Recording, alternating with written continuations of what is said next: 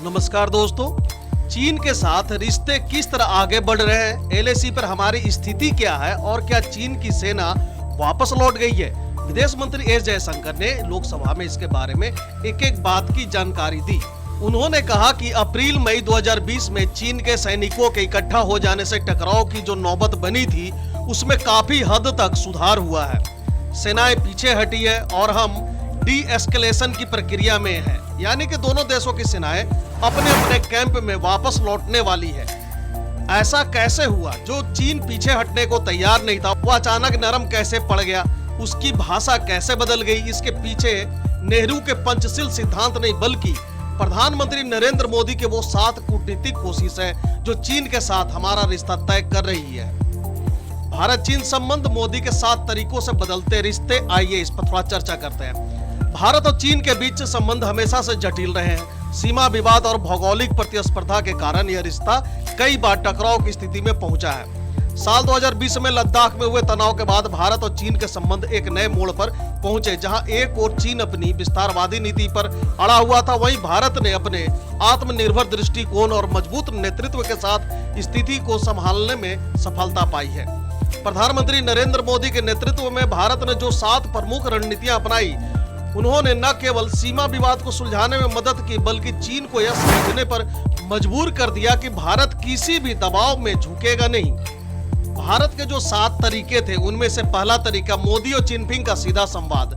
प्रधानमंत्री नरेंद्र मोदी और चीन के राष्ट्रपति शी जिनपिंग के बीच खास रिश्ता है। दोनों आमने सामने बात करते हैं। प्रधानमंत्री नरेंद्र मोदी और चीन के राष्ट्रपति शी जिनपिंग के बीच व्यक्तिगत संवाद ने रिश्तों को नया आयाम दिया है। साल 2014 में जिनपिंग की भारत यात्रा के दौरान उनकी भव्य मेजबानी ने दोनों देशों के संबंधों को मजबूत करने की शुरुआत की थी।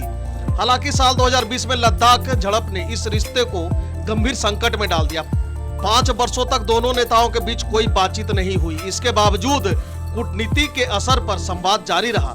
रूस में एक बैठक के दौरान दोनों नेताओं ने हाथ मिलाया और यह संकेत दिया कि तनाव कम करने के लिए संवाद आवश्यक है। मोदी ने स्पष्ट कर दिया कि भारत अपनी शर्तों पर ही रिश्ते में आगे बढ़ेगा, जो कि चीन के लिए एक महत्वपूर्ण संदेश था। तो वही अगर जो दूसरी रणनीति की बात करें तो राजनाथ सिंह की दृढ़ता भी इसमें अहम योगदान देती है। रक्षा मंत्री राजनाथ सिंह ने सीमा पर चीन के हर गतिविधि पर गहरी नजर रखी। भारतीय सेना को स्पष्ट निर्देश दिए गए कि किसी भी हरकत का तुरंत जवाब दिया जाए। लद्दाख की बर्फीली पहाड़ियों में भारतीय सैनिकों की दृढ़ता और साहस ने चीन को यह एहसास कराया कि भारत पीछे हटने वाला नहीं है। चीन के सैनिकों के कमजोर पड़ने और भारतीय सेना की तैयारी ने उन्हें बातचीत की मेज पर आने पर मजबूर कर दिया। तो वही अगर जो तीसरी रणनीति कहा जाए तो एस जयशंकर की कूटनीति रही। विदेश मंत्री एस जयशंकर ने चीन के साथ बातचीत के हर स्तर पर मजबूती से भारत का पक्ष रखा। उन्होंने स्पष्ट किया कि भारत किसी भी दबाव के आगे झुकने वाला नहीं है। इसके बावजूद उन्होंने पर्दे के पीछे संवाद को जारी रखा। एस जयशंकर ने चीनी विदेश मंत्री वांग यी से कई बार मुलाकात की, जिसने धीरे धीरे दोनों देशों के बीच विश्वास बहाल करने में मदद की। वही अगर जो चौथी रणनीति की बात करें तो अजीत डोभाल की रणनीति रही। राष्ट्रीय सुरक्षा सलाहकार अजीत डोभाल को सीमा विवाद के समाधान की महत्वपूर्ण जिम्मेदारी सौंपी गई।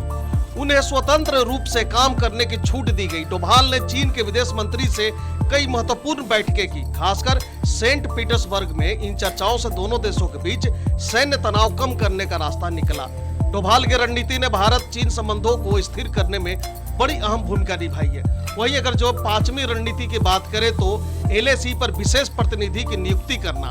प्रधानमंत्री नरेंद्र मोदी और राष्ट्रपति शी जिनपिंग ने लाइन ऑफ एक्चुअल कंट्रोल यानी कि एलएसी पर विवाद सुलझाने के लिए विशेष प्रतिनिधियों की नियुक्ति की।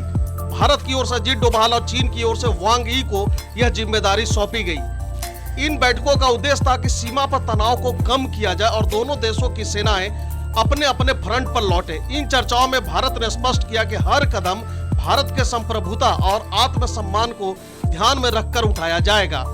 वही अगर जो छठी इसकी रणनीति की बात करें तो working mechanism for consulting and cooperation हुई है। भारत और चीन ने सीमा विवाद को सुलझाने के लिए working mechanism for consulting and cooperation यानी कि WMCC का गठन किया। इस प्लेटफॉर्म पर दोनों देशों के विदेश और रक्षा मंत्रालयों के प्रतिनिधि शामिल हुए। अब तक इस फोरम की 31 बैठकें हो चुकी है, जिनमें 17 बैठकें तनाव के बाद आयोजित की गई। इन बैठकों में विवादित मुद्दों को शांतिपूर्ण तरीके से हल करने का प्रयास किया गया। तो वही आखिरी और 7वां रणनीति की बात करें तो कोर कमांडर स्तर की बैठकें, जो कि बहुत महत्वपूर्ण थी। सीमा पर तनाव कम करने के लिए भारत और चीन के कोर कमांडरों के बीच 22 बार बैठकें हुई। ये बैठकें चुशुल मोल्डो बॉर्डर पॉइंट पर आयोजित की गई। इन बैठकों में सीमा पर तैनाती, गश्त और सेनाओं की वापसी को लेकर महत्वपूर्ण निर्णय लिए गए। भारतीय सेना के कमांडरों ने ग्राउंड रिपोर्ट के जरिए यह सुनिश्चित किया कि चीन की हर हरकत पर कड़ी निगरानी रखी जाए। वहीं इन सब का अगर निष्कर्ष की बात करें तो भारत और चीन के संबंधों को लेकर नेहरू के पंचशील सिद्धांत का महत्व इतिहास में रहा है, लेकिन आज के दौर में प्रधानमंत्री नरेंद्र मोदी की रणनीति ने इन रिश्तों को एक नई दिशा दी है। मोदी की सीधी बातचीत, राजनाथ सिंह की सख्ती, जयशंकर की कूटनीति, अजित डोभाल की रणनीति और सेना की दृढ़ता ने यह सुनिश्चित किया कि भारत अपने राष्ट्रीय हितों से कभी कोई समझौता नहीं करने वाला, न ही कभी करेगा। भारत और चीन के संबंधों में स्थिरता लाने के लिए यह 7 तरीकों का मॉडल एक उदाहरण है कि किस तरह से कूटनीति और साहस और नेतृत्व से जटिल समस्याओं का समाधान निकाला जा सकता है। यह केवल एक सीमा विवाद का समाधान नहीं, बल्कि यह भारत की बढ़ती ताकत और आत्मनिर्भरता का भी प्रमाण है। तो दोस्तों, फिलहाल के लिए इस वीडियो में इतना ही। इसी तरह की इंफॉर्मेटिव वीडियो देखते रहने के लिए बने रहे हमारे साथ। Thank you for watching.